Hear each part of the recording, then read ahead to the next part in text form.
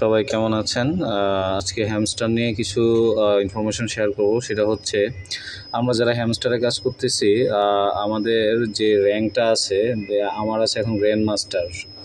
তো ওদের কমিউনিটিতে অনেক ইনফরমেশন ওরা দিচ্ছে, কিন্তু ওরা কিছু কনফিউশনে রাখছে যে আসলে ওরা যে পেমেন্টটা করবে কিসের উপর দিবে, এটা কি প্রফিট পার আওয়ারের উপর দিবে, নাকি অ্যাকচুয়াল যে কয়েনটা আমরা রিসিভ করতেছি মাইনিং করে এটার উপর দিবে, নাকি আবার যে লেভেল যেটা যেমন আমি আছি গ্র্যান্ড মাস্টার, এটার কোনো ইম্প্যাক্ট পড়তে পারে।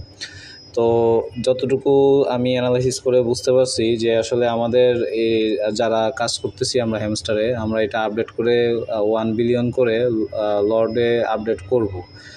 তার ফলে হয়তো আমাদের মাইনিংয়ে আমরা কয়েন এই পার আওয়ারটাও বাড়বে, প্লাস এই কয়েনগুলো বাড়বে, প্লাস আমাদের র্যাঙ্কটাও ম্যাক্স থাকবে। তখন হচ্ছে আমরা রিওয়ার্ডটা বেশি রিসিভ করতে পারবো।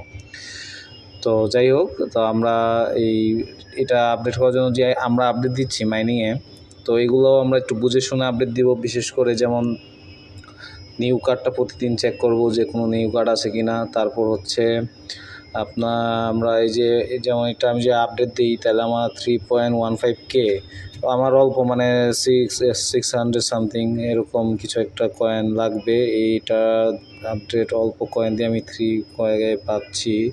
আবার এটা যদি আমি আপডেট দিই, এটা পাবো 2K।